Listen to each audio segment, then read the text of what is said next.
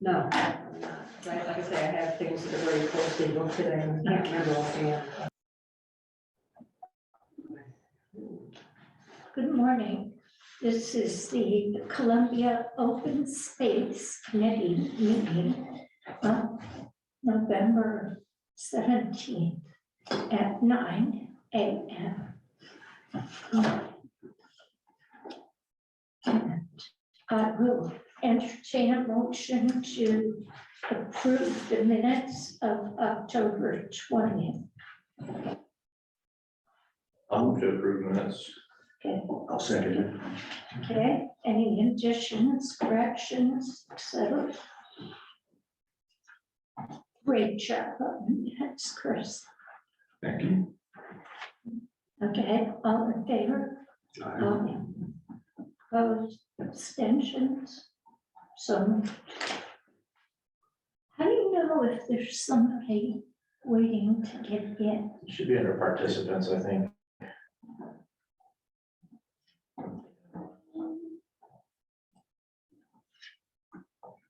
Yeah, No. just looks like us.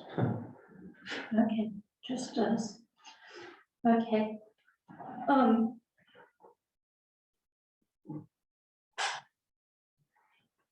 right.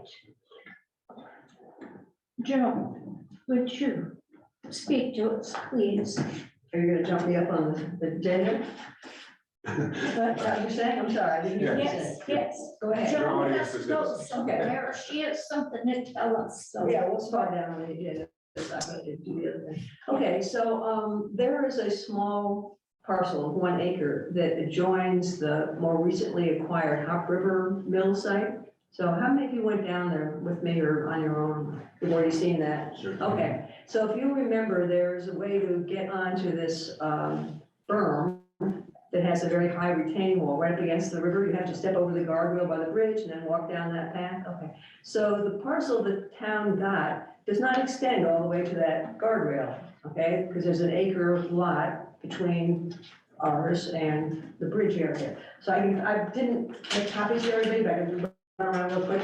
But anyway, so this is, I don't know if I can hold it up on that screen. But anyway, so this is the parcel we got, 3.6 acres. And this is Hop River Road. Sorry, it's not a good way to try to get in the center or something. I can run around. I think you have to speak to the owl I have to speak to Yeah. this.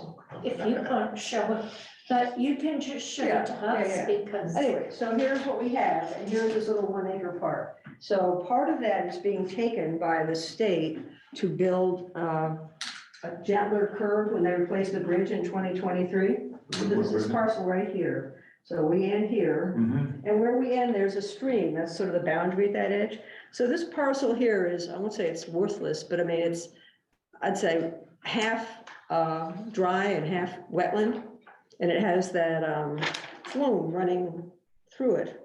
So the flume isn't shown on this map, but there's the flume that comes under the road, and it's the old one that goes by the mills, that goes along this parcel too. So anyway, so I mentioned several things to Mark a week or two ago. And one is that we don't really have legal access to walk on that path because it's somebody else's property. So right now, Ted Newman. So the man who lives in the big house right on the other side of the road, he's happy to sell it. So when the state planned to take part of it for the bridge project, he said, oh, I wish they just buy it all. So I knew that he wanted to get rid of it. So anyway, so I mentioned to Mark concerns about the bridge project, and one of them was that we didn't have access. So anyway, he says, well, why don't we just buy it? And I said, well, fine, you know. So I looked at the assessor's card, and the property is assessed at $3,300, and it's appraised for taxes at $2,300. So I figured somewhere between the two, or maybe the higher one would be what he would accept. So I talked to him. I guess this isn't really relevant to open space because it's the town that's going to have to negotiate a price. So for you, it's just a matter of whether you think it's important to acquire that additional acre. So again, it's by itself, you wouldn't even consider it. It doesn't have, you know, the scoring that would meet your open space criteria, but okay, so it abuts an existing piece of open space and gives us access. That's the real important part about it. That pathway along the Yes, river. the pathway along the river.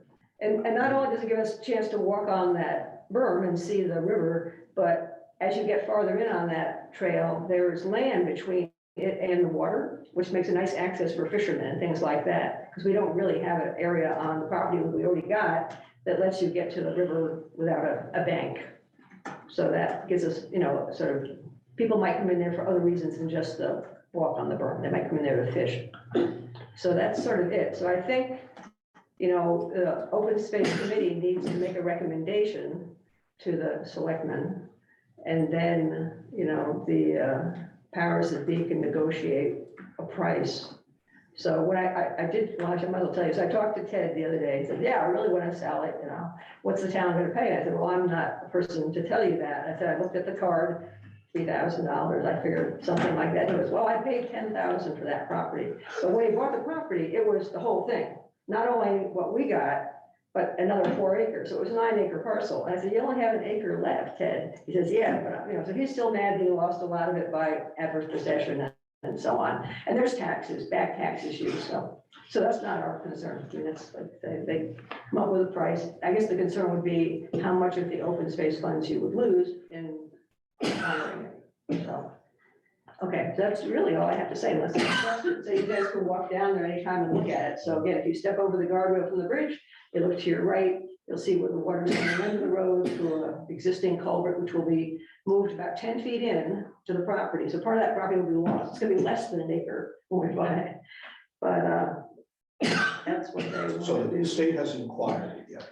They have offered that, I guess they've told him, I don't think it's an offer when it's a taking, so they're taking it. And they've offered him $2,900 for that piece and the use of the property on the other side where they're gonna have machinery on his property for a year. And then moving a utility pole onto his property temporarily. So, you know, so he's getting paid for that. So I don't know what he's getting paid for the sliver. I don't even know what the area is, but it's probably, you know, So, a very small fraction of an acre. so if the town was to buy it, we would be in a different position to negotiate with the state on how they do the bridge. Well, that's what I'm hoping, but I kind of, since it's already gone to the point where I guess they're discussing money and the boundaries of this whole thing, I kind of said, maybe you need to complete that if it's almost done, you know, but if it's still just talking, then we get to convey it. But I said, the town will not act quickly, you know, we'll have to go to selectmen, then we'll have to go to town meeting, you know, and so on. So it's gonna be months. So I said, you know, I don't want to hold up the bridge. So, but yes, if we own the parcel, we would have more status to make comments on the bridge work. The bridge work has already gone to bid. So the concerns I have about it are, you know, I'm voicing them and I'm talking, looking at the plan, the revised plan that they made. Because the issue is this, that they're taking 3 feet out of the height of that retaining wall at the point where it's under the bridge, because they want access to this pylon or something. I'm not sure what the reasoning is. 10 feet long, 3 feet of the wall gone. And summer ago, that river was up, you know, and I have photographs of it being within this high of the top of that wall as it is now. So what's gonna happen if they put this lower section, and it's gonna pour over into our property, run down that flume where all the historic stuff is and wash out a lot of stuff. It's gonna, you know, it's gonna flood our property. So that was my concern recently, at which point I've already found it's gone to bid. You know, you can make changes at a cost. And of course, we're not paying for it, the town, so they shouldn't complain about that. But anyway, that's a whole different Was issue. somebody listening to you? Did somebody listen to you at the state? Well, no, I know the public is no longer allowed input. So my input goes to Mark and he's not really, you know, excited about that. But I talked to Eric Thomas, who's with Deep and is at Coventry, what can I say, is in various offices in Coventry. And so I said this, I'm really concerned about this flooding. He said, you know, that came up when they were talking about it. And I said, oh, well, so what did they resolve? And he said, well, I don't remember, but I'll check for you. So that was about a week ago.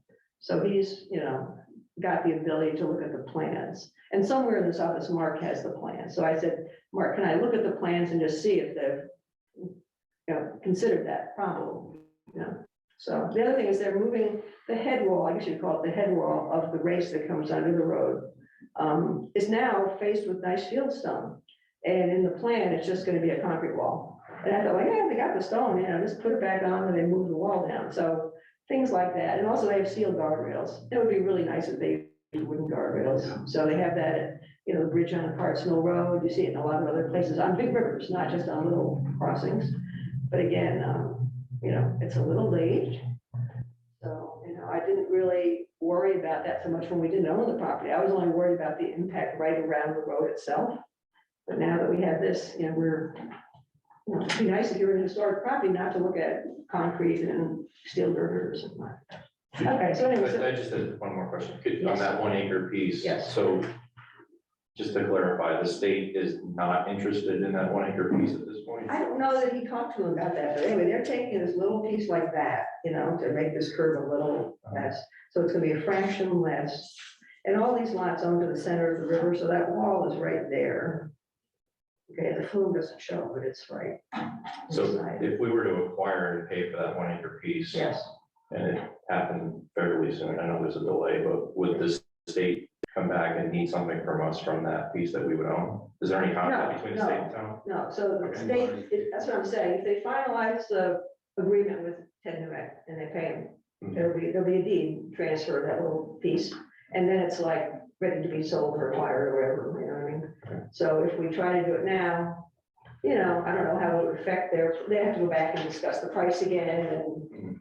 have two different owners to deal with. Like I said, I don't think the town can act that fast. I've never seen them doing the acquisitions within a couple months even, so. Okay, thank you. Okay, so that's all. Anyways, like, you're welcome to go Okay. down there and look at it. And then, make some kind of comment to the selectmen that they can understand, your point of view, our point of view. Okay, I have a question. I'm just playing devil's advocate here. If we go to the board of selectmen and we say, we want another acre there. And you know what they're going to say. They're going to say, we just got you this whole thing, why do you need another acre? Right. Now, I know you just explained all that to us. And here's what I heard, aesthetics. Okay, we would have some control over the aesthetics. It would allow some public access for fishing. But flood control, is that the big one? Well, it isn't, because that section of the wall they're taking away Yes. wouldn't be on this property. It's like, right, well, you'll have to go look at it, but okay, so that the head wall for that sluice is concrete. And it continues underground over toward that big retaining wall, I can't tell how much of it, if it goes all the way or not. So possibly they're going to, who knows, like channel it over a higher, I have no idea what they're gonna do, but I'm saying it's not, the removal part is not gonna be on parts that we would own. The part that's gonna be lowered if they do lower, but it would affect us because we're downstream and the water would come over the wall. So would the purchase of this 1 acre Yes, affect how they deal with lowering that wall? well, after that, I think it's just too late, I think that we can go see if they found a solution, like I said, so Eric Yeah. Thomas thought that they were aware of that problem, as he said, they were aware of that problem. But the purchase of this 1 It acre, won't affect that it at all. won't affect That that. bridge will be, they're gonna start in 2023, so it's what, a few months away, it's gone to bid.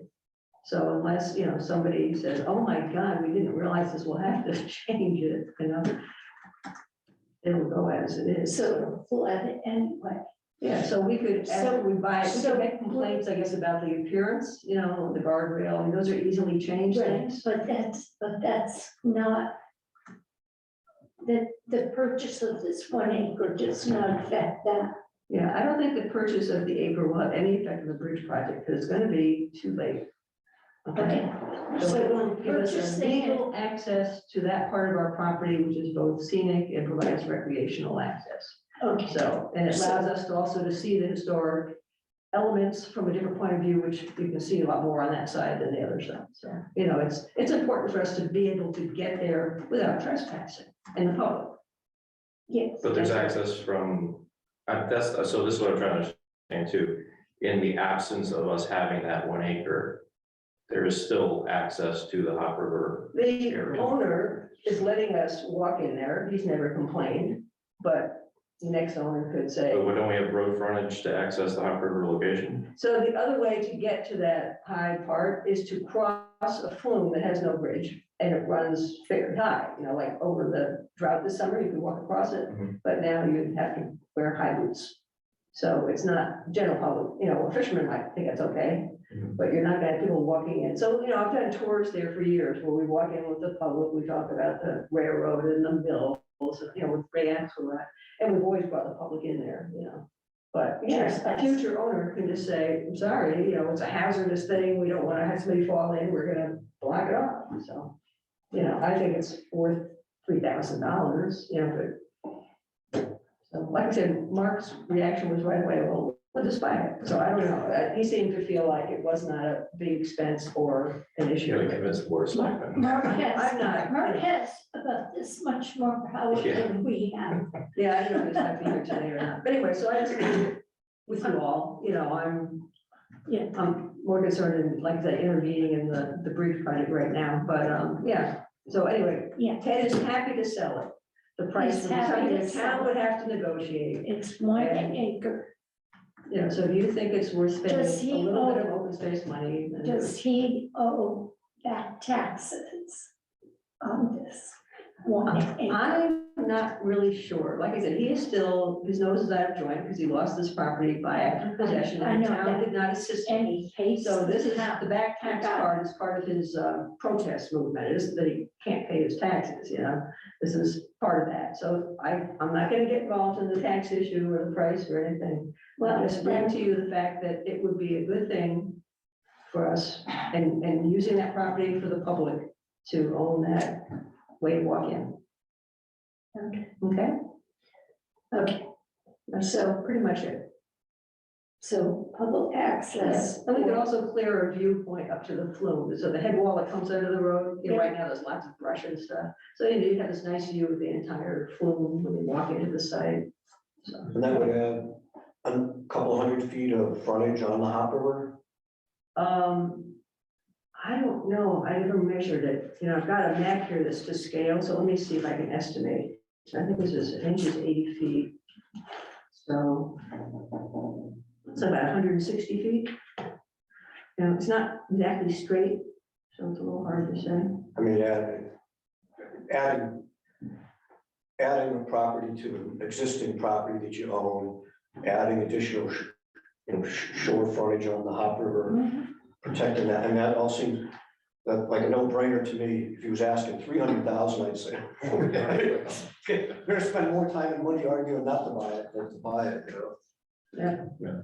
No, I think it makes a lot of sense because that trail that goes down along that berm, along the sluice way is, that's half of the tour that you. Exactly, and that's, You know, and it gets you to see parts of the land you couldn't see otherwise, so it's really essential. I mean, we'd be losing half the functionality of it as a historic site if we couldn't Right. access that. So Right. for $3,000, I think it makes a lot of sense. and if it does come to the point where there's a mistake in their engineering and they need to work on that wall, then we'll own the part that's, you know, hasn't been affected. So, you know, you'll have more say. Like I said, I'm gonna try to find out the next week or two about what final design is. 'Cause I haven't seen it. And see what Eric Thomas says. Yeah, well, I gotta give him a call. So he said he'd check, but you know, I forgot. Okay, so that's why I came, and if there's any more information you need to make a recommendation, let me know. So, Thank that, I just recommend that you just walk out there, because you'll see pretty clearly. And you can also see what effect there might be by lowering the wall into the bridge. So, you know, like, there's a concrete structure that's under a lot of dirt and vegetation that may act as a wall if they elevate it or something. You know, it would keep it above that, but it would still back up into that old, you know, Ted's property on the other side of the road where those openings are. So if you block it off at that part, you know, I don't know where it's gonna go, anyway, not an engineer. Okay, So, okay. thank you. See you. Filling us in. We got $3,000 in our open space fund. I think there was 53,000 in there. But I didn't know if that was already earmarked or something else. We can take it out of the general. We don't get to earmark anything. So, well, I mean, you know, I don't know how it got in there, so I thought maybe it was put in there for a particular purpose, Right. so. Okay, thank you all. Okay, thanks, Jim. Thank you, John. All right, discussion on this. Straw vote, what do you think About, about John's proposal? oh, I think it's silly for us not to do Just, Yeah, I mean, I would recommend negotiating, see what the negotiated price would be. That's the, I mean, I don't want to just say we should do it without knowing what everybody wants. But I think I'm not opposed to it. it. I'm in favor of it, it opens up that existing parking area. It's, you can access the whole, the historic property faster. you can, and I think it's a better fishing spot. Yeah. Which is important to a lot of people fish on the Hog River. And we don't have that much fishing access. You know, Giffords Brook used to be a good fishing access, and it's not now because Ron uses the field by Giffords Brook, and you have to, unless you're gonna hook a swimmer at the town beach, you know, it's not a great fishing spot. And so this is a spot that does not require a boat like the lake does. So Model Pond is good fishing. We fish off the bridge. I never fish. So this would provide a second access on that property, which I think is probably a better fishing spot than at the other end of this property because of the falls. All right. Okay. So I move that we move forward and pursue the purchase of this 1 acre parcel adjoining the Hot River Preserve, and that we bring it to the Board of Selectmen for their. I'll second it if that's after done. You can edit that motion any way you want, Chris. Okay.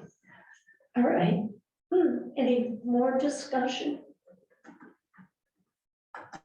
No? All in favor? Opposed? No. Okay, good. I will write a letter to the selectmen. Pass that. Would there be any value in communicating with the Conservation Commission and asking the Conservation and Ag to support? And also, maybe through a special meeting or something. Okay, yes, that's a good idea, Tom. Throw the weight of two more both. people. Yeah, right. We'll have a special emergency meeting after the. Yeah. That's right. And Chris and I get to vote twice. Isn't that ballot stuffing? Hey, It's whatever the selectmen appointed you, so it's out of your control. we put the time in 2 committees. We should get 2 votes, right? Okay.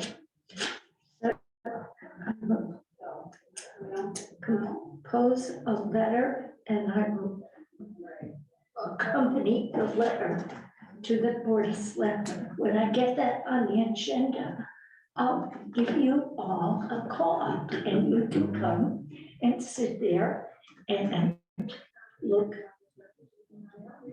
I don't know how you should look, but Look interesting, look supportive. stoic. There you go. Not angry, just supportive. Okay. All right, we've got to move along here. Okay, we're at old business here. Anita Fay Ram Conservation Land, table that, haven't heard a word. Okay, I do have a report on the next. The Midbrook Preserve, which includes Ram, Oldlander, Robinson, and the little schoolhouse. I just sort of lumped all those together under that name because those are the town-owned properties in the Mono Pond State Park project. And I've been trying to write a management plan for that. So the stumbling blocks are, oops, there's no conservation restriction language in there yet. I do believe that open space funding was used to purchase them. Was in some way, if we use, or that, excuse me, the town uses money from our dedicated open space account, it requires that it's open space, which means, which implies public access or at least that the land is conserved. If not, public access is negotiable, but it does require that it is preserved land.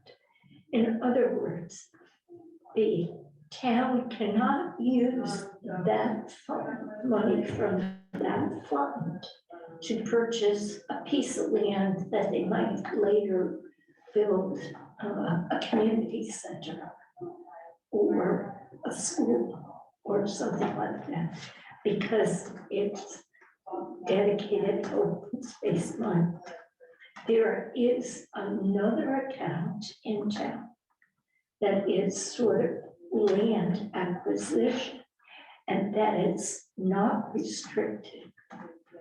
But I do believe that they used money from that. So anyway, so when I collected the deeds for these properties to do the management plan, there was no conservation language at all in there. And so I raised the alarm, God, a year and a half ago. It's been grinding through the process.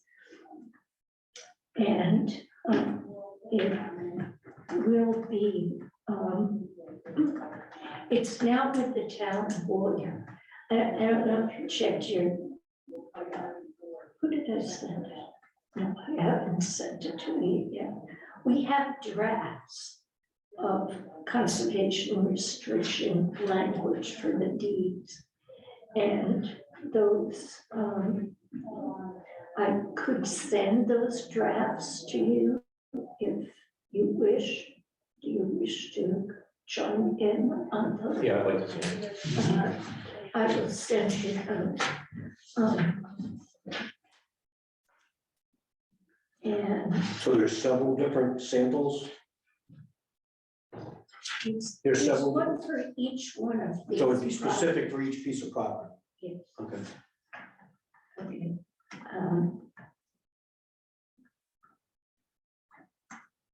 Anyway, and we were working on, Mark Walter and I and the town attorney put our heads together with the input from Joan because she knows how to write conservation restrictions. And then it sort of slid off the agenda. So I'm trying to slide it back on the Board of Selectmen agenda.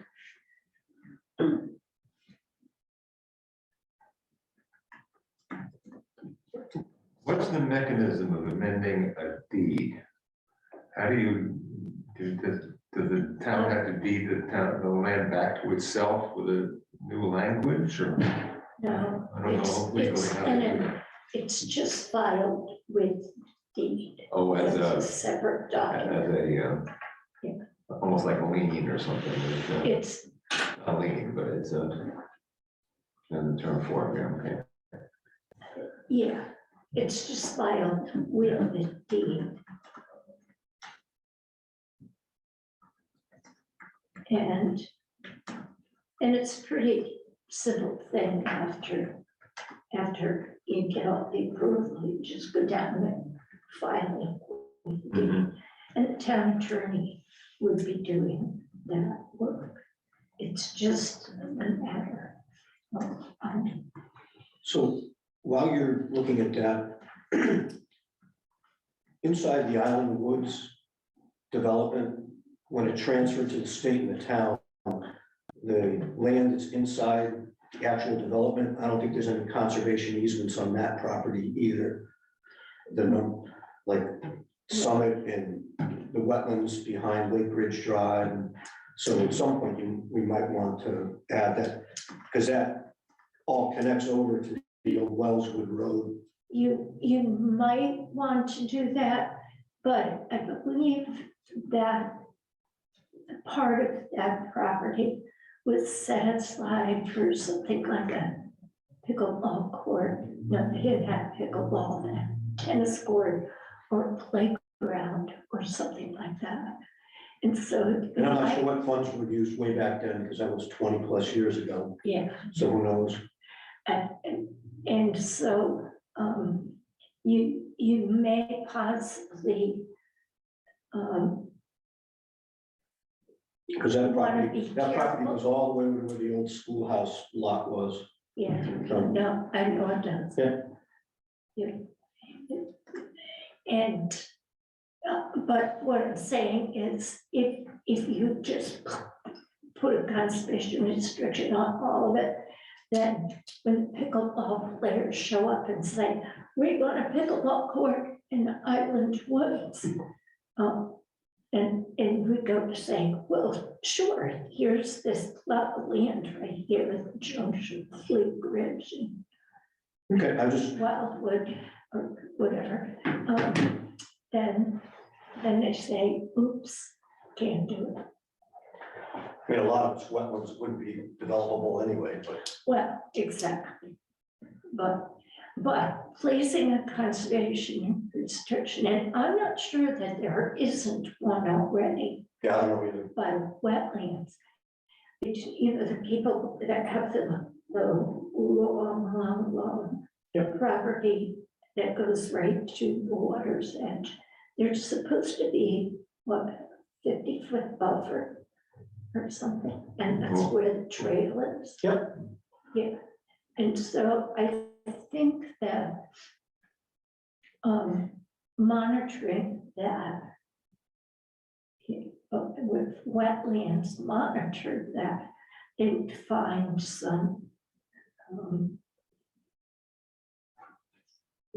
encroachment. Yeah, I just thinking about it today, off the top of my head, I was thinking, you might want to, since that abuts the schoolhouse property almost, Yeah, you might want to include that in your management plan too, as a part of that whole Mint Brook Preserve. But we can talk about it some other time. yeah, we can look into that later. Okay. And safety and ATVs, we were talking about, I'm still unsure if you're following along. Did we ever get a date? Did we ever get a date? No, I didn't ask for the gate yet. Oh, okay. No, we asked for a date. Wells Woods. Near the root cellar. Right, I didn't ask for that yet. Oh, yeah. We had talked about it, and then, But we didn't request it formally. no, it would, that, and then the possibility of having another gate further in on the old Wellswood somewhere else. So, but that was, Yeah, I did talk to Mark a little bit about it, saying, we're thinking about requesting the gate, okay, but instead of having a lock, because you still have landowners and stuff in there that would want access to the property. Yeah, so I said, maybe if we put the gate up now, it would just have a clip, not a lock on it, you know, right, so that people really want, so you wouldn't have to share the key with everybody that needs one, or the combination with everybody that needs one. Yeah. But we didn't, and then it was kind of trying to decide where you would put it. Would you put it all the way down by the schoolhouse corner? Because that's town property on both sides of the road and the road. You know, I mean, it's, so, yes, it's, we're talking about it. so it's in the talking stage. Okay, good. Okay, anybody want to add to that topic? I just want to go back to the conservation language. We talked at our last meeting about how this had to be consistent with the state restrictions on the adjoining land. And Rob was going to talk with the Friends of Monopond State Park, who were working on the management plan. So if they decide they want certain restrictions on it, shouldn't that be part of this language for the conservation easement on the deed, or is the management plan separate? What, you want input from So at our last meeting, we talked about the Friends of Monopond Monopond? doing the management plan for these parcels. Yes, certainly. Do you want input? You want me to send it to you too? Yeah. And you Yeah. can look it over and Yeah. bring it to that committee. I mean, we're all at the mercy of the state telling us what the plan is that they're thinking and then negotiating with the town. Well, that was one of the holdups, because we thought, well, before we write the management plan, we should see what the state is writing, because they should mesh, since they're all in the same area. However, the state is absolutely unresponsive. We can't get them to return phone calls, emails, or anything. Nobody's home. Good point. Lights are on. Lights are on and nobody's home. So, so the last time I talked to Mark about this, which was yesterday, I said, so are we coming with contact on the state? And he said, just do it and we'll send ours to them and maybe they'll copy ours. So is everybody in the room aware of the Friends of Monopond? Yep. Yep. So we'll get it. So safety ATVs, nothing new to report there. Not really, we're still thinking about the gate. See, if you put a gate at the end of our town property, which was the old Lygander part of it, it's worthless because they just go around and make a new road. But at the top, that would cut down on some trucks getting in. Yeah, the majority of the vehicles come in from the Hebron side. And there is a possibility of putting a gate in there because you've got some really high banks and rock walls, but But not on our property. yeah. And, yeah, that would be, because I think they come in from Jake's and what's his name? Yeah, I know who you're, I can't think of it either. It'll come to me. Age. The Rolodex is rolling around, his name will come out. Kassane. What? Kassane, is that his name? Last name? It'll come to me, and it's not relevant. Okay, Pine Street parking. Near and dear to our hearts. Okay, the little bitty piece of land that the town owns would be an excellent parking spot on the curve of, you know what we're talking about, on the curve, Denton's curve there. Okay, here's the status. All of the selectmen have finally visited it. It took a month for all of them to get out there, but they did. So now that they've all seen it, they all agree that this would be a good thing to do. That's not a vote, it was just a straw poll.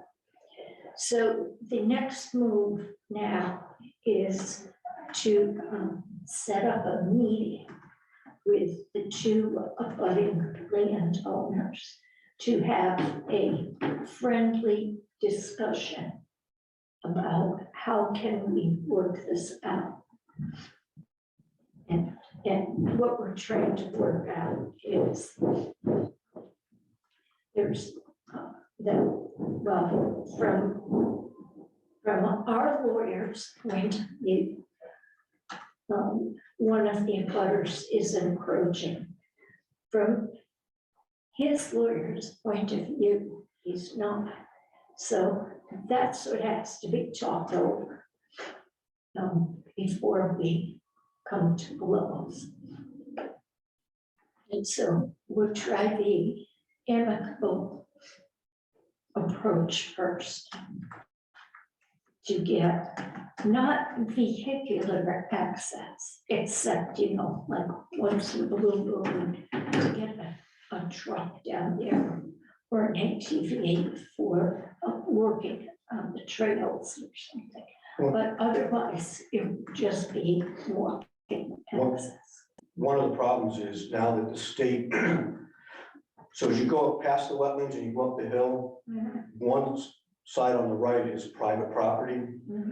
The other side is state, and then the state owns on both sides as you get to the crest of the hill. And one of the things in all the legal,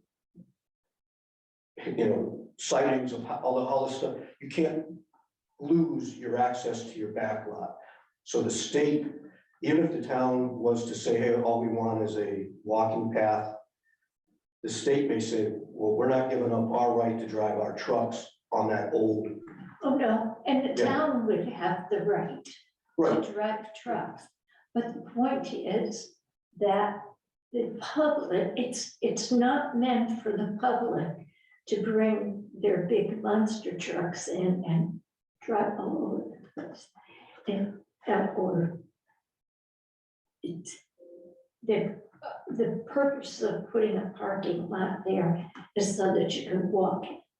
Yes, there will be limited authorized access for. Right, that's the plan for today, but in the future, the state might want to put a parking lot in there, where you drive across the wetlands and up and put a nice parking lot someplace at the crest of the hill. So I mean, I'm not saying they would, but you don't want to negotiate away this, 10 years from now, 20 years from now.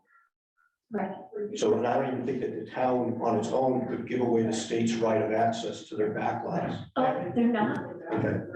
No. That raises a good question though. So is that the situation now? So because there's a dispute on, obviously that would have to be a town roadway, right? Whether we've used it the past 50 years or not. Right. So can the state today say, we agree it's a town roadway, it's an access roadway, we can take trucks down there, machines down there today?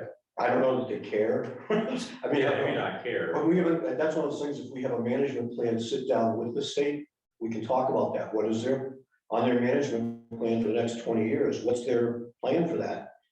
Like, oh yeah, we were already planning to use that as an access road and put a parking lot up by the power lines, or, we have no idea. I mean, Yeah, but they'd have to cross over our land, the town land to do that. well, not really. If the town, if it's a town road, if it's a discontinued road, they would have the right to use that as a right of way to their property. I mean, that's what we're arguing, is that the town roads still exist or Oh, I see what you mean. public access.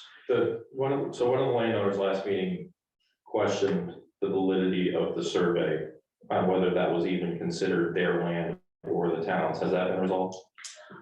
No, that's what they're trying to do in meeting. Shouldn't that be done before they negotiate with them? Like, can't that, No, the what negotiation- will the town do if they sit down with them without confirming, or will they confirm that it's a town road before the meeting? I No, the think- meeting is to see if we can get an agreement or some compromise on it. If not, it'll have to go to litigation, and the attorneys will have to. Yeah, but playing devil's advocate, what if they're right?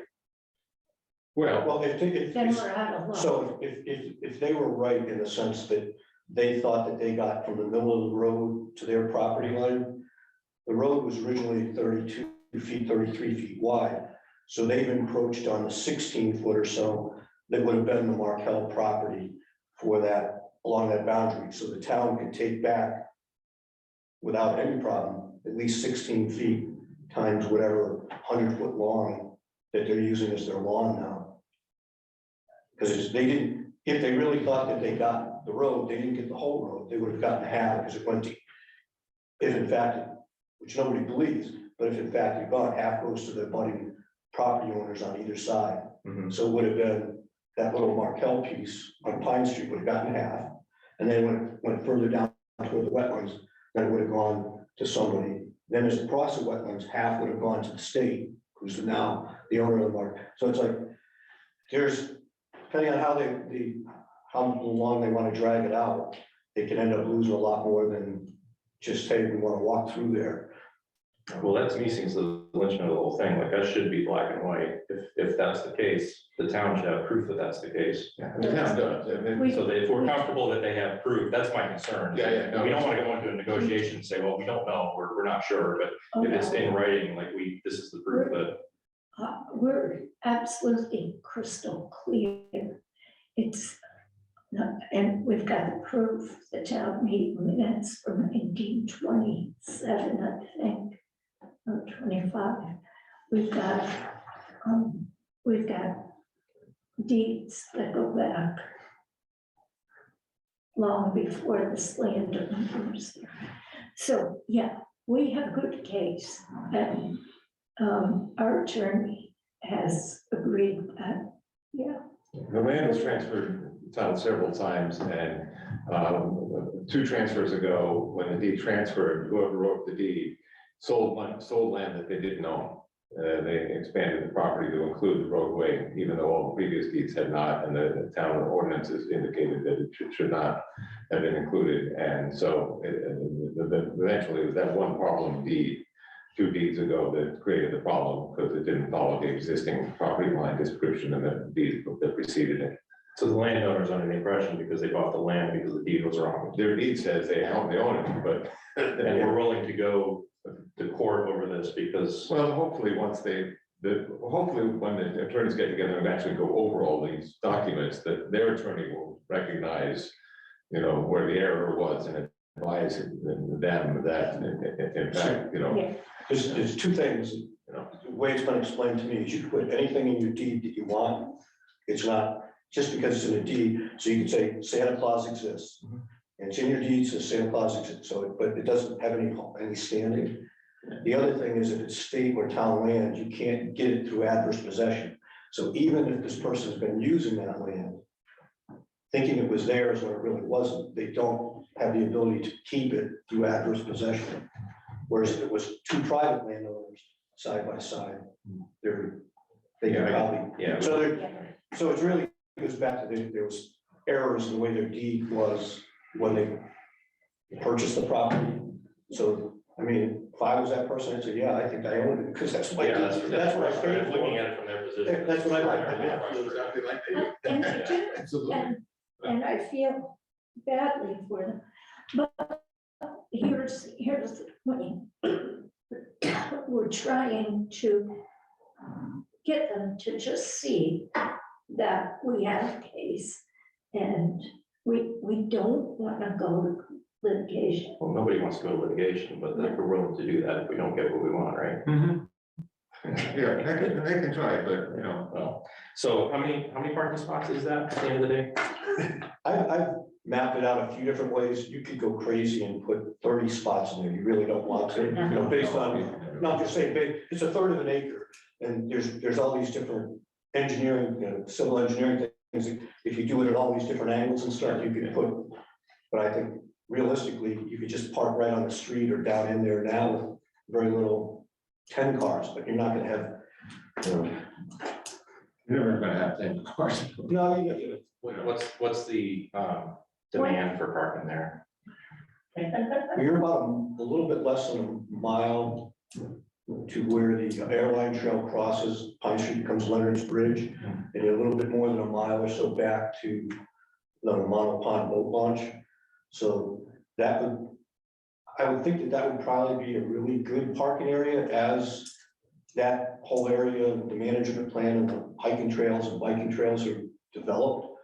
I think that'll end up being a lot more useful as a parking area than any place else, but. And we don't have good parking areas in Wells Woods to get into the property. We need a parking lot there, but there just isn't a place to put one, and this would actually provide access into the Wells Woods area. Yeah, as you come down Wells, you know the area pretty well. So if you come down Wellswood, right where you take the left into Lake Ridge, the road narrows a little bit there in front of the last three houses are on Wellswood. And people do park in front of the root cellar to access in there, but it's not a reasonable parking spot. If in the future we decided to put a gate on town property down as it turns to dirt and have a parking lot somewhere near this, or if the state wanted to, down there at that intersection, they could do that. And that would, right now, if you go into Island Woods, you've got the Lake Ridge Drive, goes all the way up to dead ends. And that's, people do park in there, but it's not a parking area, it's just a long dead end road at that point. So. Can we move on? Yes, please. Okay, Salmon River Watershed Partnership. Do we have any news? Salmon River? Yeah. We had an outing a couple weeks ago. We visited, there were about 15 people. We visited 4 sites in the watershed. Very common places, the headwaters of Blackledge River. I haven't been to that, that's in Bolton. We went to K-City to see the work that this group has done there with the students and interns. We went to the Blackledge Falls parking area. They've taken out a dam, that pond is now drained. And we went to Raymond Brook down in Hebron. So it was a lot of fun. It was a beautiful day. I met people that I hadn't met before. Now the question is, we want to do the southern part. We do it now, try to force the issue, or we wait till spring. I don't know how that vote's going to go. They meet every 2 months by Zoom. I'll have something to say in December.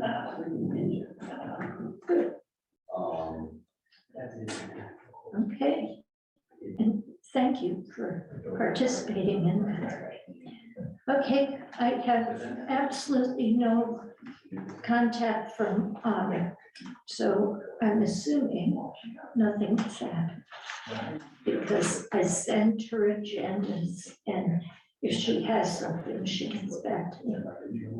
Okay, new business, Model Pond Limnology Report.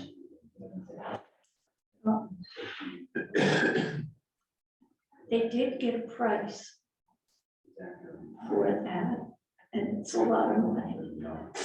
So how badly do we want to know what's in Monopond? What was the price? I knew you could have tested that.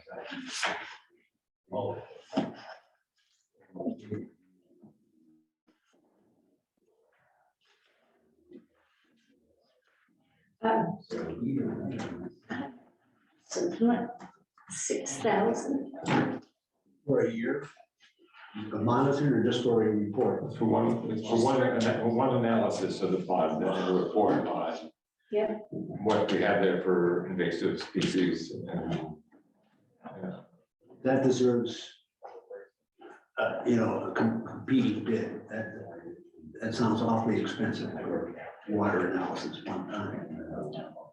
Well, they were gonna do, there were two prices, if I remember, like 4,000 and 6,000. And one included just the water quality, and the other one included mapping and mapping the invasives and all kinds of things. So, Chris, you live on Monopond. The background from this is about 5 years ago, there was a limnology report that was performed on the mapped out all the existing invasives that were there. There were no recommendations for remediation because anything that we could do either would be extremely expensive or ineffective. Did the town? So the town, yeah, this was a town study. And the problem is that try to eradicate the invasives, which include pretty much the entire pond. It would not only be a large initial investment of chemicals or mechanical means to try to remove it, but that would have to be an ongoing thing.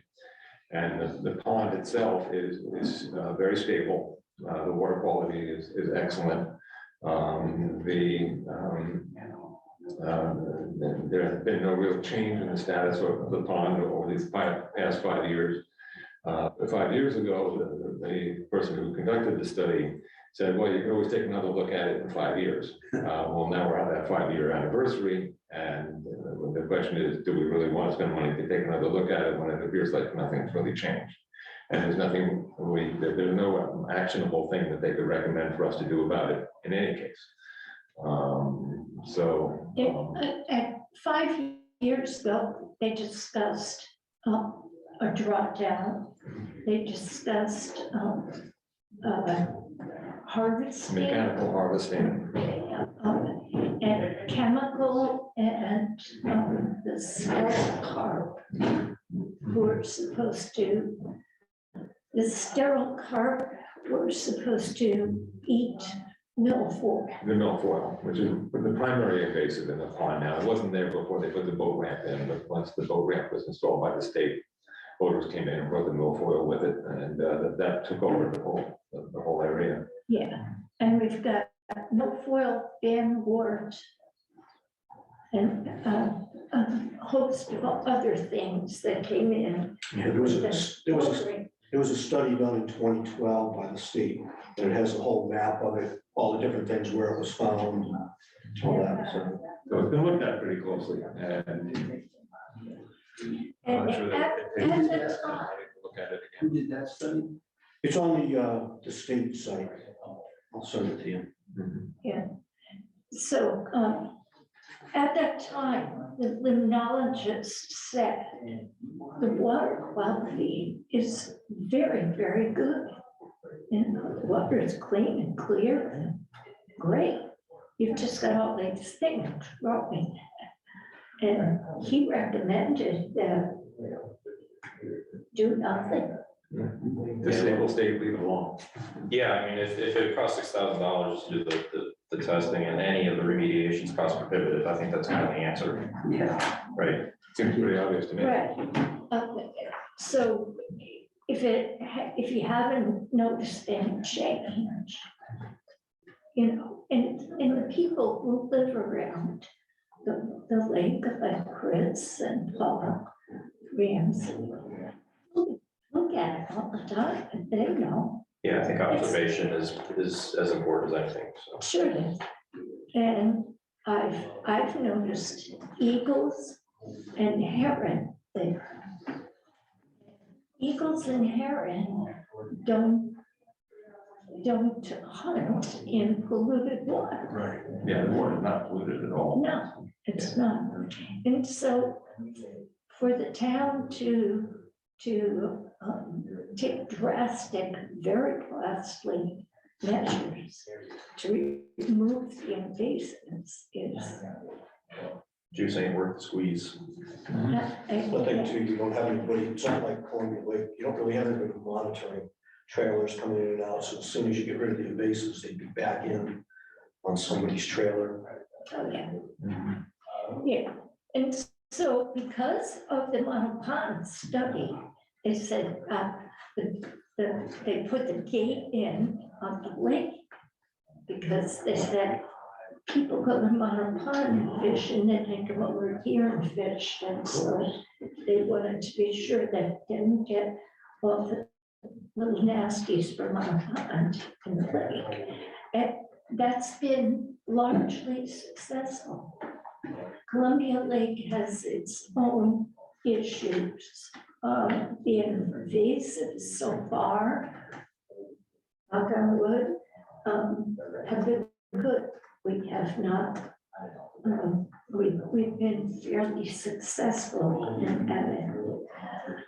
The other issue with the lake is it's so horribly overdeveloped and, you know, Columbia Lake. Columbia Lake, yeah, that, but Monopond was well planned. You know, yes, half of it, I guess, the west side is highly developed. But when they developed it, they left the shoreline, they left a buffer, you know, and so that, and, you know, I'm sure people use lawn fertilizer, but I hope they don't. You know, but there's still a buffer that keeps it in there, and you don't have the motor boats churning it up. Columbia Lake is just has so many other problems that Monopond doesn't have, and so. Now, you were aware back at the end of August, somebody pulled all the wear boards out of it. Tom, doesn't that amount to a drawdown? Yeah. Inadvertent drawdown, and I don't know what became of this report from 5 years ago. Is there a drawdown? Other than, There actually was a drawdown about 20 years ago when they rebuilt the dam and they cut all the tree stumps and cleaned it out. And, you know, when they refilled the lake, all the existing plant life came back, you know. Yeah. And it had. And there's a cost of drawing down to the, you know, the frogs and the fish and, you know, and it's, of course, it's not really good for the pond to do that. but it's back up to the boards now. Came right back Oh, up yeah. soon after that, Yeah, yeah. we put the board back. As soon as it rained, Yeah. yeah. So They actually didn't drain that much water out because the water was so low in the pond at that point. Oh, is that right? It didn't change the level So that but much. it's improved now Yeah, it's back up. Yeah, it's good now. for the winter. Okay, moving right along here. Camp Astawama, I've not heard anything about the right of first refusal. I don't know if they actually got in touch with people there. I know last time they did, and he said, no, we don't want to give you that. No, what the status is this time. Is there some talk of them closing or something, or is this just? It's just preemptive, No, thing to get us on the radar for them, so that if they We're decide to just- sell, they know. We're just always Proactive. afraid. Yeah, Proactive, just proactive. But I do know that camp was full, they have plenty of staff, they have enthusiastic new directors. Nancy McLean directed the camp for the last 50 years. More, actually, 60, I think. And what a wonderful person she is. It took 3 to replace her, but the 3 are just as dedicated and just as good, and they work well together. So I don't see that as happening. And Nancy doesn't either, which is not to say that it couldn't happen tomorrow. But anyway, I have no news on that. Okay, Cobb Farm, I brought you lovely maps here.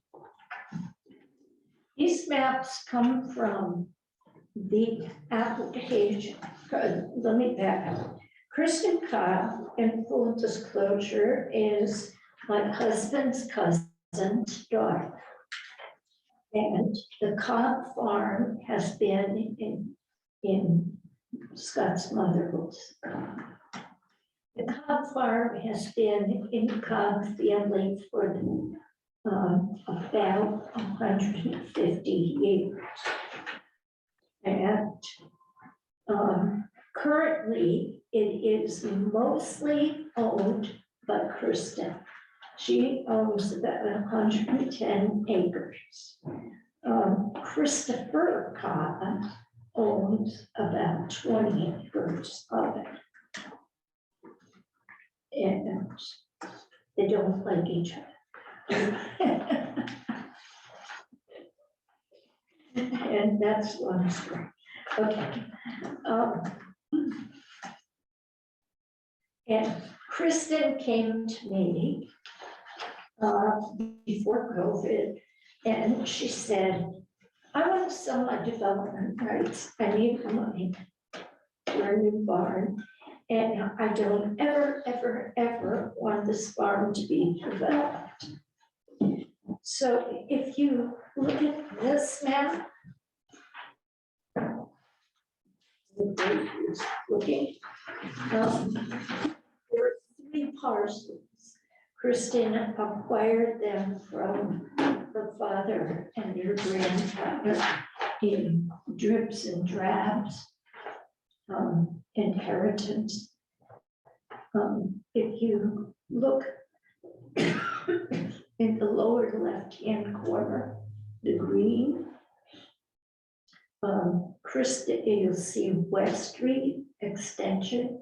Kristen has a small house right there, very near the road. If you look at the black part over on Lake Road, that's where her barn is. She boards about 30 horses. She also grows blueberries and sunflowers. She would like very much to do, she gets riding lessons. She would love to do a riding camp, horse care camp, things like that. So she has a business plan for this property.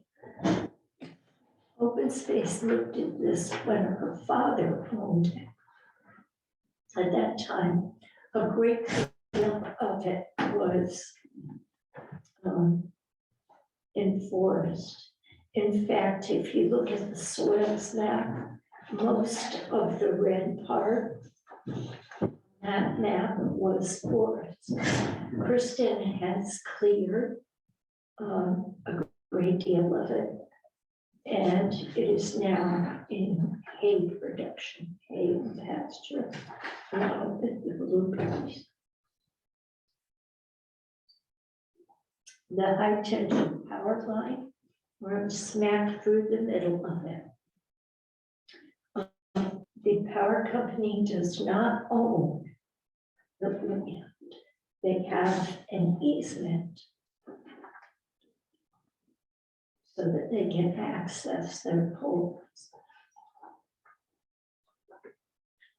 And it totals up to something like 110 acres. So, the soils map, this is an annotated soils map that indicates that, well, let me back up. When you make an application to the Department of Agriculture, which I did on Kristen's behalf, because Kristen is kind of busy and a little bit scatterbrained. So I did that for her on her behalf, but she made the application. I was her agent. And with the Department of Agriculture, that is an acceptable method. And the first step you have to do is get a soils map from the NRCS.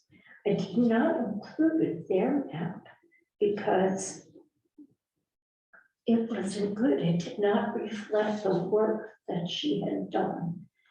And so I asked someone in NRCS to redo the map, to take a look at it. Actually, it was my son who did the annotated map. And I sent the application in, and it turned her down. And they said, we didn't accept this map. We went with the other map. And they didn't like the fact that, I think they didn't like the fact that it was horses. It was what? Horses. They would rather it was cows. Or something that humans consume.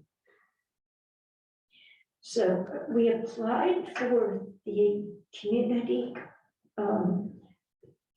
farmland preservation, which we were very successful with the Casmans. In fact, the Casman farm on Route 66, which Dave Zenda now owns,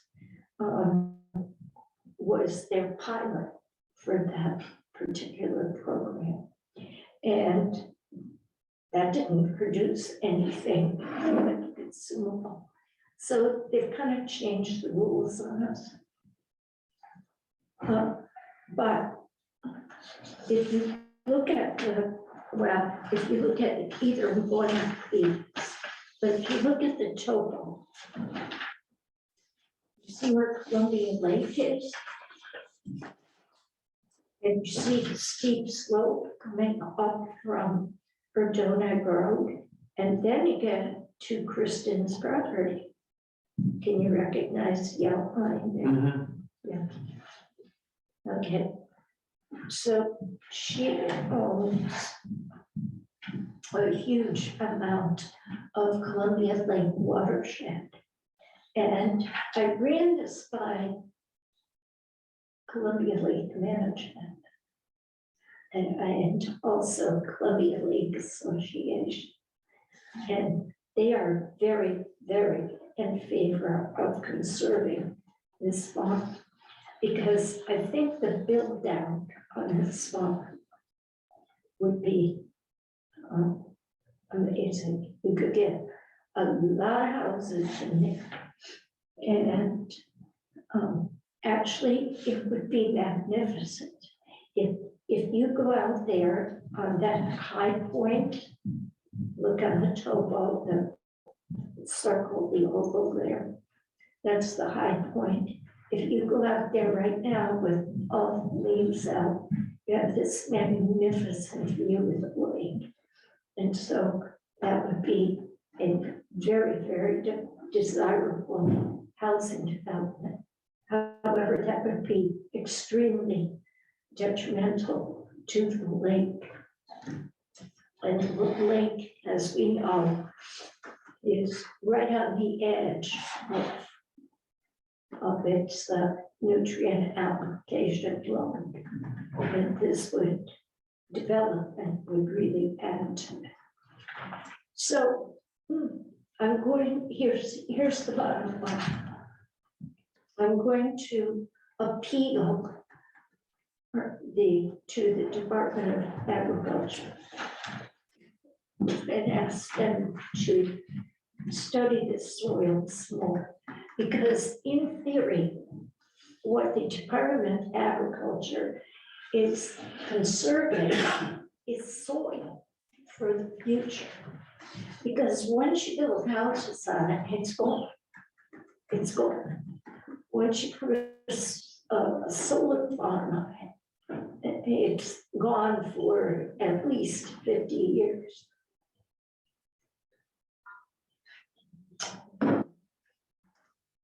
If you conserve it, then it's open in perpetuity. So, anyway, I'm going to reply. After that, if they turn it down again, I'm going to ask this committee to recommend that the town purchase for development rights outright. And then we will root around for partners and grants to aid the town. What kind of money are you talking? Well, I don't know, because Department of Agriculture did not make an offer. But one of the other reasons that the Department of Agriculture turned it down is to this now. They said, oh, you don't have access, you can't develop it. You see where it comes down under Dillon Road on the black part? That comes to a point. However, and if you look at the other end, the Lake Road and the black part, there appear to be two entrances, and there are. And so she, of course, when land changes hands in a family, you usually don't bother with a professional survey. You know, you just say, yeah, okay, you can have this, you can have that, and just slice it up. And that's okay on the land records, but it's not okay if you want to prove something. So Kristen did hire Ron Hellstrom to survey her mother's property, which is the little block between the 2 points on Lake Road. And he felt quite sure that she had 2 50-foot accesses right there. And of course, she's got access on West Street on the Green Park. And she's also looking into, could she purchase a property on Erdonite Road? Of course, that would be a huge outlay of money, because those are homes, which she'd rather not do. So by proving that she has at least 2 50-foot accesses, that makes the land that much more developable. And you say, oh, that's counterintuitive. But no, it isn't, because it jacks the price up that she gets. The land is worth more. So if it is prime for development with 2 accesses, so that you could develop the whole thing, then the price per acre goes up. If you can't, if you only have 1 access, the price goes down. And so that's another reason that the state turned it down and said, you can't. So when I go back to the state, I will go with proof of development. Does the owner have an expectation of what she wants for to sell the development rights? Well, if she sold the whole thing for open space, it would be, what have we been paying, about 2,000 an acre? Development rights is just a part of that. So I've been thinking even about like 1,000, so it would be about 75,000. 100,000. 1,000 an acre, What, 1,000 an acre, said for development rights typically? maybe, Yeah, it's in that piece. I mean, that's like ballpark, I don't really know. 71 acres, 55 acres and 34 acres, right? So. Yeah. 100. So she's got like 110 acres. Part of that would not be included, like Okay.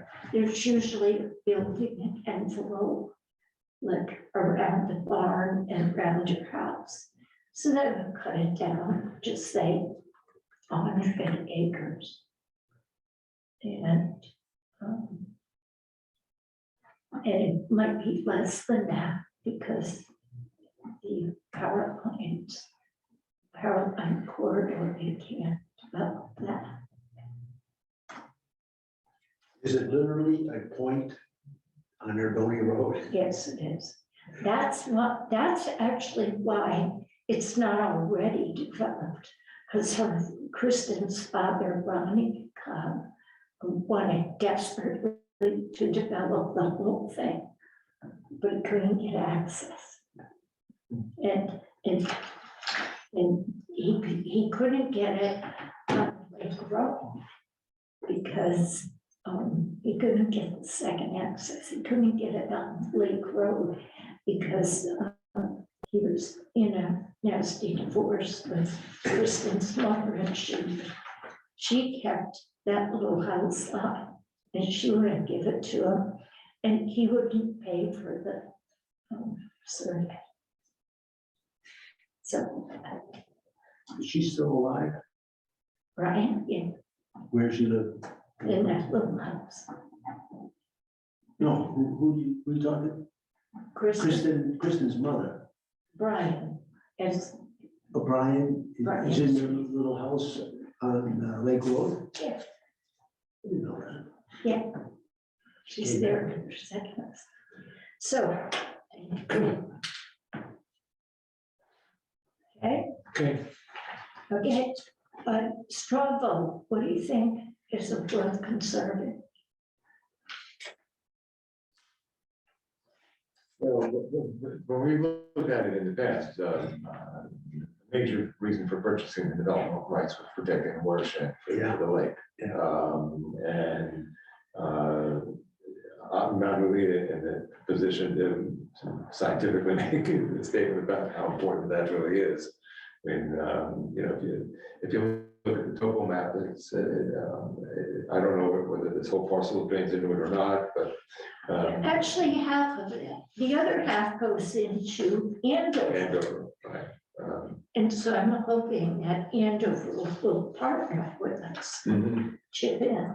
Yeah, but considering you can probably get, you know, an awful lot of houses in there that were developed. Yeah.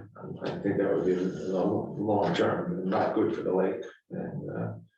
Yeah. So I would certainly think it'd be worth considering. What do you think, Ron? Obviously, I want to see it the way it is today.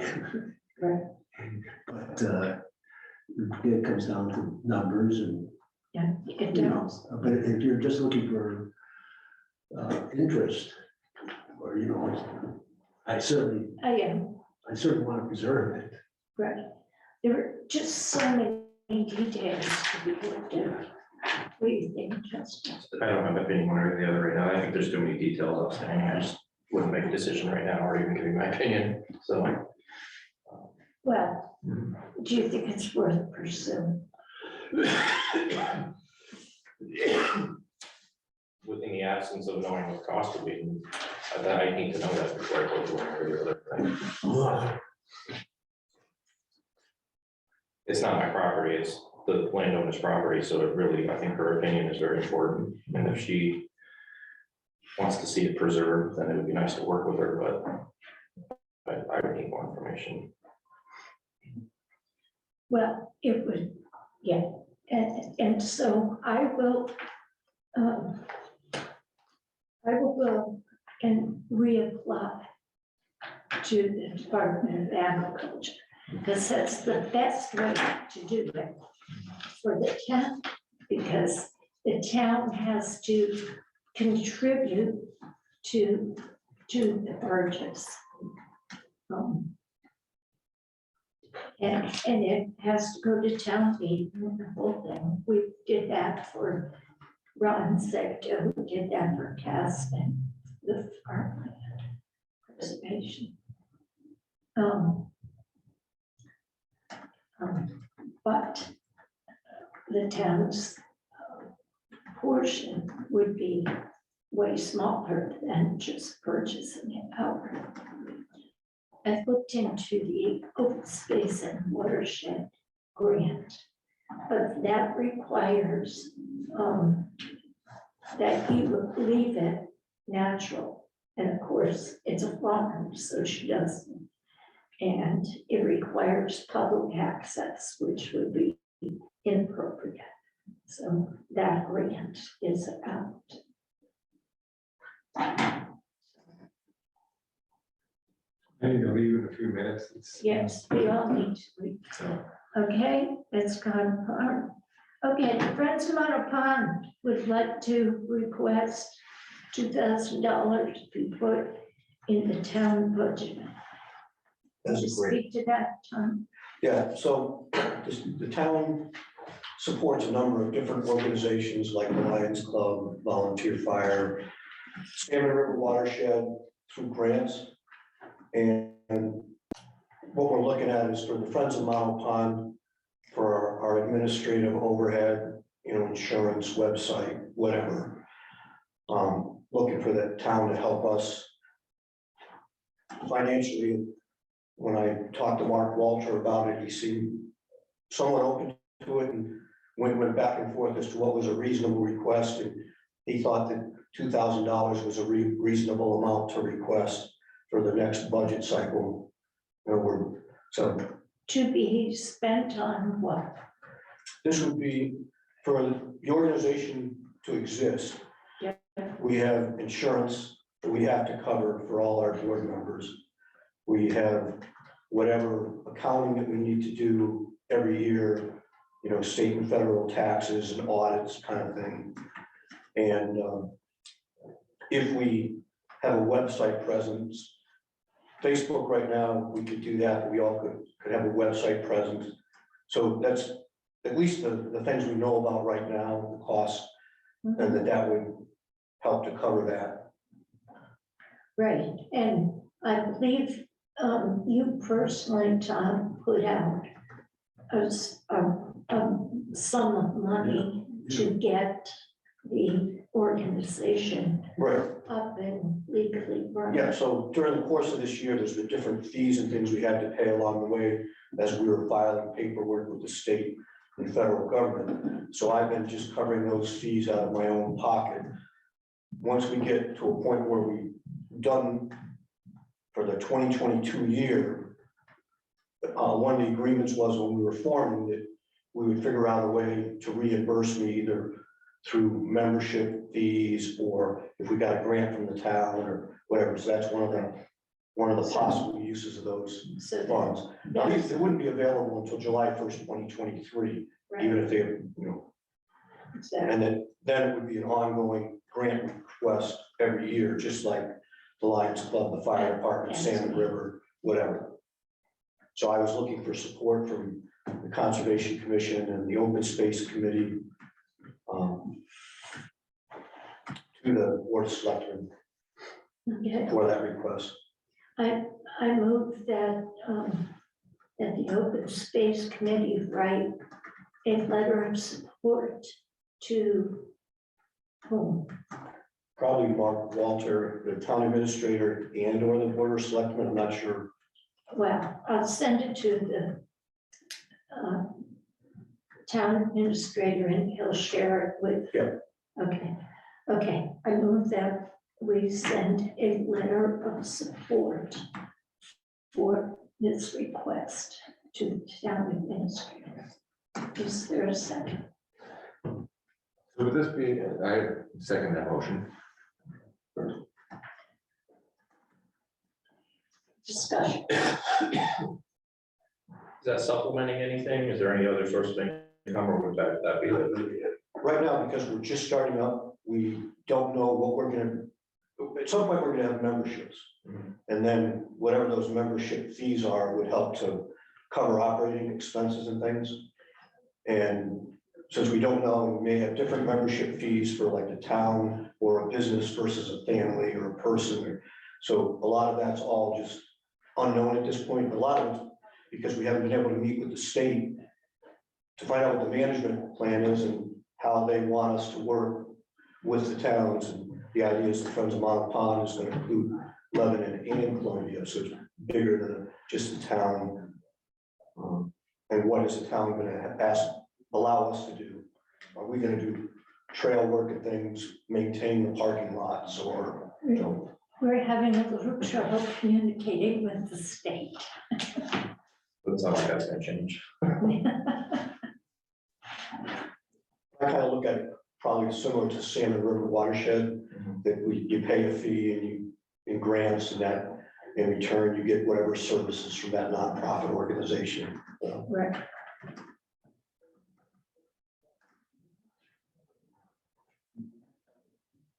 Any other discussion? Okay, and we have a second, all in favor? Okay. I read the letter.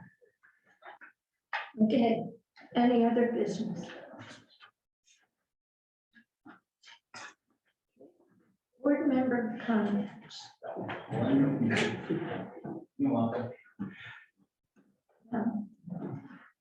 You want to speak to I have planning to and run. zoning? I have to leave. I can, but I don't want to keep people, I can speak for that, on that for 2 hours if you want. But- Try to get it into 25 words or less. Okay, we're up for, so obviously I sit on planning and zoning commission, and I'm also on the subdivision rewrite regulation subcommittee. So we're just considering revisions to the subdivision regulations right now. We have some basic drafts, but nothing's been finalized. So, and that will, it could include changes to the if something is subdivided, a piece of property subdivided, the 15% allocation of land to open space and the fee in lieu, which I'm assuming is what you guys are most interested in. And then also recommendations on open space subdivisions and how subdivisions, which is a completely separate debate and discussion and the feasibility of all of that, but how open space is allocated when a subdivision is built, and the recommendations that we would pursue as far as how a subdivider would incorporate that open space into the subdivision plan, basically. So not a whole lot of details right now because we haven't finalized anything. The hope was to have that stuff done by December, but I don't see that happening. So it'll probably be a little while before it comes in front of the commission. And when it does, there will be hearings. Oh, yeah, it'll go to public hearing, just like any subdivision or any regulatory change within the zoning regulations, yeah. Okay, Would it go to comment to open space and conservation first before public hearing? I don't know the answer to that. I don't know if we have to, or if that's part of the process, but I'm not sure. Is there some way to become part of the conversation before it becomes final? Yeah, you attend the meetings and voice your opinion in the public. It has to go to a public hearing. I understand. And I think that we don't generally rush things through, so there'll probably be multiple public hearings. Mhm. And that would be the main way, just attending. right. And currently it's in subcommittee, yes. Currently, yes. And who is on this subcommittee? It's been me and Rick Nassif, and Walt Tabor is joining us as well, the next meeting. Just this week, I think, tomorrow, I believe. So, So, I believe I sent out to you. Yeah. Just for your information, the Glass Green Valley's explanation of conservation development. And Paula Stahl sent me that, so I sent it out so that we would all understand what it is they're talking about. Let me talk about that. And of course, if, which they could decide to do, they could eliminate the open space set aside. And most open space set asides are kind of ridiculous, the ones we have, which are little postage stamps. But that would also eliminate the fee in lieu, which feeds it's actually our only dedicated open space income. So conservation subdivisions are not a bad idea, but then we lose our source of income. yeah, I think one of the challenges with this is it's a very in-depth debate overall. And with even the feasibility and the language around subdivisions is really abused, especially where we are now. You know, people think if you're over 40 years old, you think of a subdivision like a 1985 subdivision where there's 100 acres and 150 homes put in, and that's just not, I'm only 42, that's not gonna happen again in my lifetime in this area. I mean, so I think there's a broader discussion to be had, and as we have more time during next meetings, I'd love to fill you guys in and have that with you. What I don't want to have happen as just a member of the commission is people speculating on what, I mean, we're pretty transparent. So the problem is we just don't have a lot of people keeping an eye on things and actually attending meetings, and it's like, oh, this happened, and everybody's up in arms. So yeah, I'd be more than happy to fill you guys in as we have more time and make decisions. Great. Yeah. And I've started spending Monday nights with you guys. Yeah. Because, oh my God, we have to stay on top of this. And and it's so good to have you there, because you hear one side of the story and can also, you hear both sides of the story, and that's good. Because if everything filters through me, I have a pretty biased filter. Well, it's one of the reasons I'm here. To listen. I know. Any other board member comments? I have a question for you, although I'm not a board member. It's okay. Like, as open space was working with Trust for Public Land and stuff, getting the property from Model Pond, at some point, because I'm on the Conservation Commission, and now I'm president of the Friends of Model Pond, when different meetings and things are held, what does it move out of open space and into conservation? We're taking, I mean, it doesn't make much difference because Ann's on both, but as just, once the land is acquired, does it leave open space and conservation? Should it then be involved with the state versus? Pretty much that's how it goes. Okay. Because this committee, well, it's not spelled out anywhere, but this committee sort of functions that once we acquire it, it kind of slides off the plate, and also the interest for a lot of people. I know it's different because of the Model Pond State Park and getting the Right. mountain biking group, maybe working with, I mean, all these different things, moving pieces. So it's just, I want to make sure that Friends of Mono Pond and conservation were included in when there were meetings and conversations. It's important to read minutes, they're all posted. I find that, minutes don't tell the whole story. So it's good to attend. So you're always welcome to attend. Conservation meets every other month, starting in January, on the first Thursday at 7 p.m. if you want to come to conservation. And we're really sucking wind on membership, so if you'd like to join us. Okay, I gotta run. okay, we are adjourned. The only comment I had was, as we started acquiring these different little pockets around town, the root cellar,